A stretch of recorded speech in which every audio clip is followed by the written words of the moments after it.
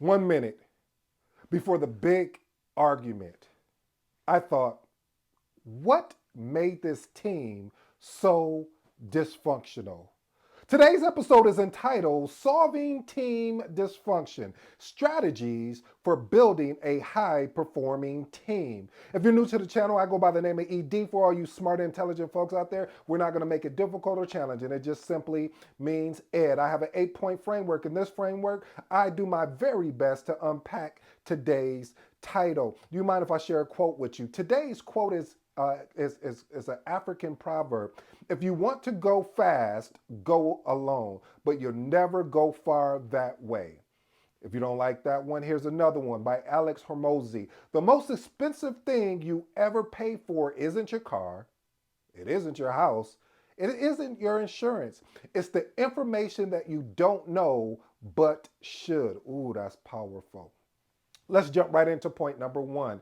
Point number one, leading by examples. Listen, leadership should model the behavior they expect from the team. I shared this before with you, family. My mom would always say, don't do as I do, do as I say. And I always say, Mom, I disagree with you because if I'm seeing what you're doing, then I'm probably going to implement or model what you're doing. She got a laugh out of that every time I would say that. But the point of it is that leaders must be transparent. They must communicate and be approachable. I don't understand. You know, there's been organizations I've been in where leaders were not approachable. They'll say, we have an open door policy. And you're like, well, what does that mean? And they think you're being funny because, you know, where they'll say there's an open door policy, but the door is always closed. It's never cracked open so you could come in and have a great conversation. So what I'm saying here for point number one, leaders should occasionally share their own failures and vulnerabilities to foster a culture of openness and trust.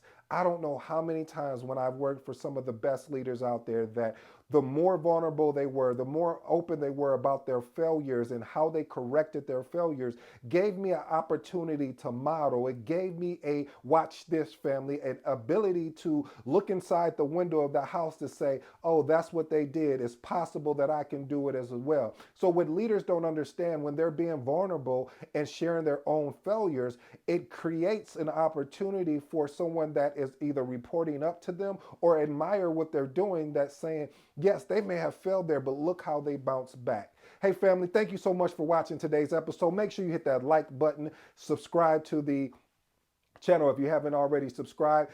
This for more insightful information around project management and personal development. Also sign up for the newsletter I created. Everyone, if you're interested, a little 7-point strategy outline around project management. Just my thoughts, right or wrong, just what I was thinking at the time. Let's get into point number two. Point number two, leadership rotation. Ooh, I love this. Now I know people are going to push back, and I love to hear what your thoughts are on this. Leave it in the comments. But leadership rotation, what does that look like, ED? Well, this is what it looks like.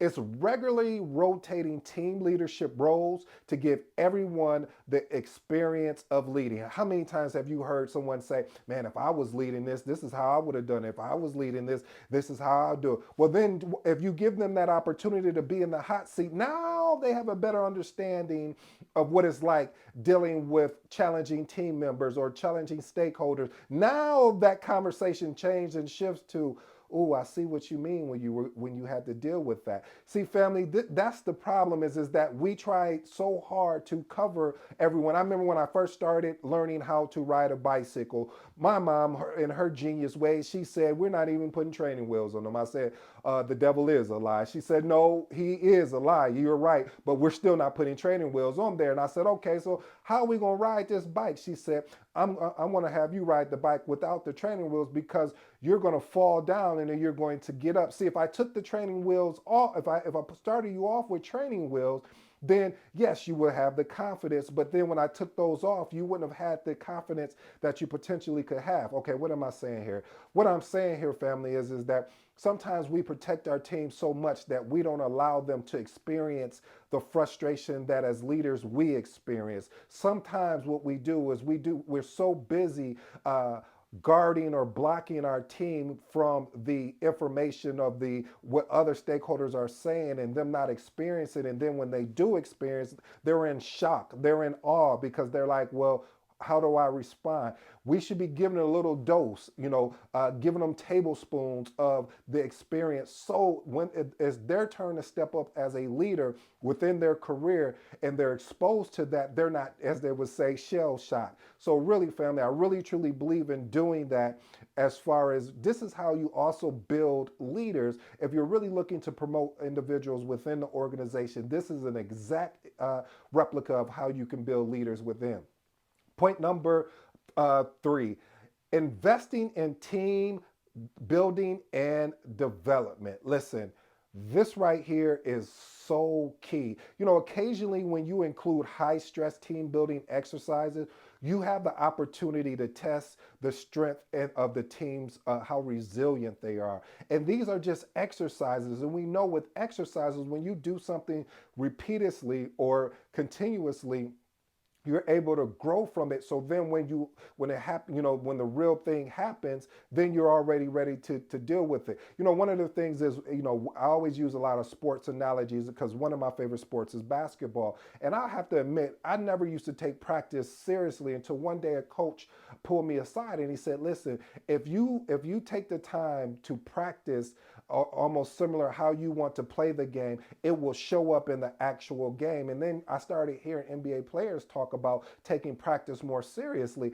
And that's the whole point of exercise. If you're going through the exercises, it allows you with your team and building your team and doing team trust type activities. Then when the real thing happens, they know right away, you got my back, I got your back. Let's move on to point number 4.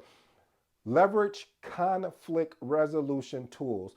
Listen, when you look at conflict resolution tools, one of the things that I think is a lost art is bringing in a mediator. That doesn't have to be a mediator outside the organization. It could be a mediator from another team within that same department so they can really hear where they don't have a biased opinion, meaning that they're just listening to the facts. They're hearing the facts on both sides. And when we do that, when that happens, you really get the chance to see, because not all the emotion is removed away. We're just studying and looking at the facts. And now we can have an open, transparent conversation about, hey, where maybe that person was wrong, or maybe they weren't. But either way, we're able to be very transparent with it, and we can encourage the team members to address this head on. Point number 5, emphasizing experimenting. I just got done watching one of I think it's Steve Bartlett's videos behind. I think it's one of the channels is behind the I can't recall it, behind something. But what I love what he talked about is something I've done much more in my life, is experimenting more. I really believe, and this is just me, my thoughts, right or wrong, what I was thinking at the time, being able to publicly support team members who take educated, or I should say calculated risk, even when the efforts don't succeed.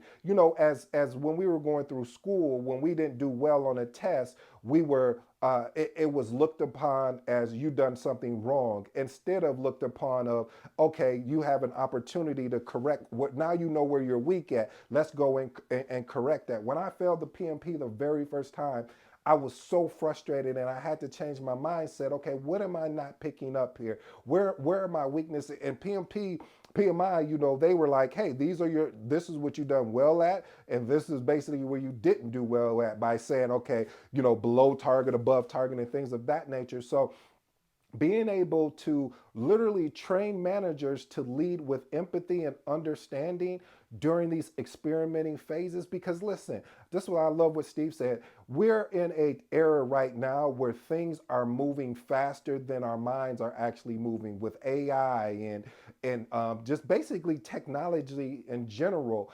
Because of that, we have to be cognizant of taking opportunities to experiment and run many experiments to see how well they will work. And if they don't work, what do we learn from it? Let's move on to point number 6.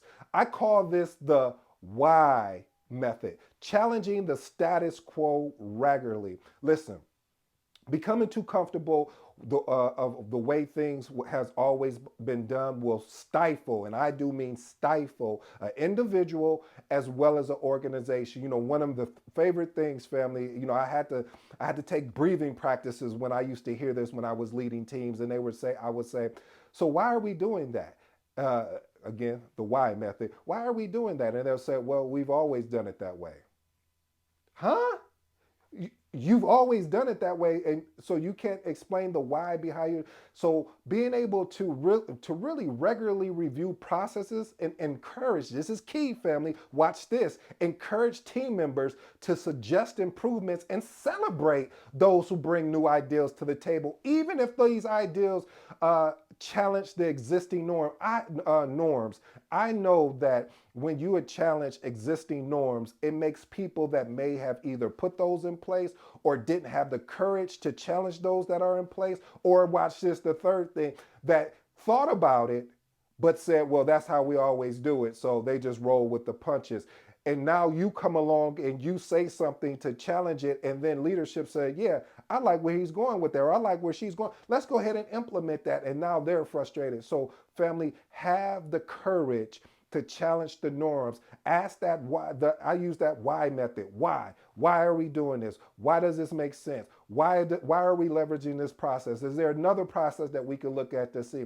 And it's not always trying to get the newest thing or the next, as they would say, the next shiny object, having a shiny object syndrome. No, it's about actually saying, is this process current to what we're doing? I remember for the longest, people didn't want to leverage a Scrum or an Agile type framework. They were like, no, we're going to use a waterfall for this software project.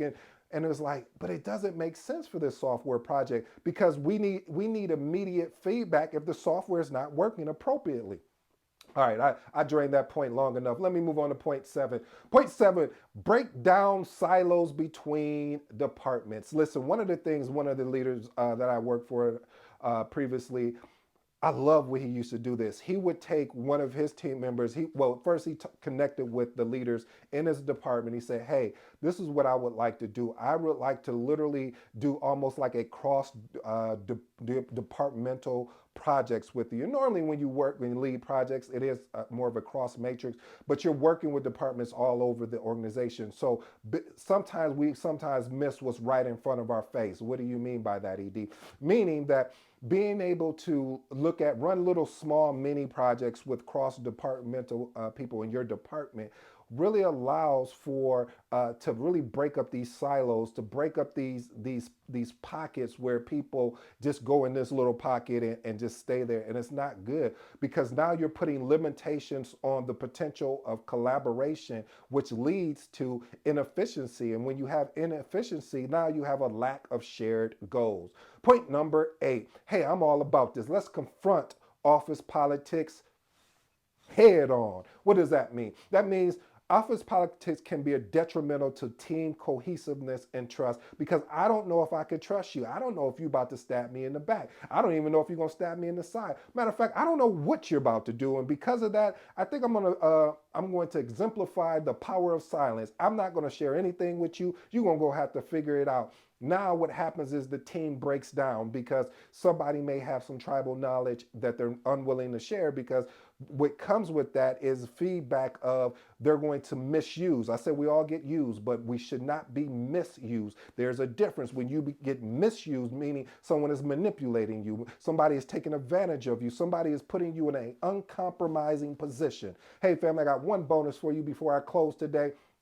Challenge the hierarchical structure. What does that mean? Traditional hierarchical structures can stifle creativity and communication. Team members must, and I do must, feel a way that they can express their opinions that may contradict of someone else's and not receive a feedback where it's like, why did you say that? No, if it was professional, if it was not opinionated and it was more based on facts and not emotions, please share that. Hey family, I hope you enjoyed today's episode. I go by the name of ED. Until next time, I'm out.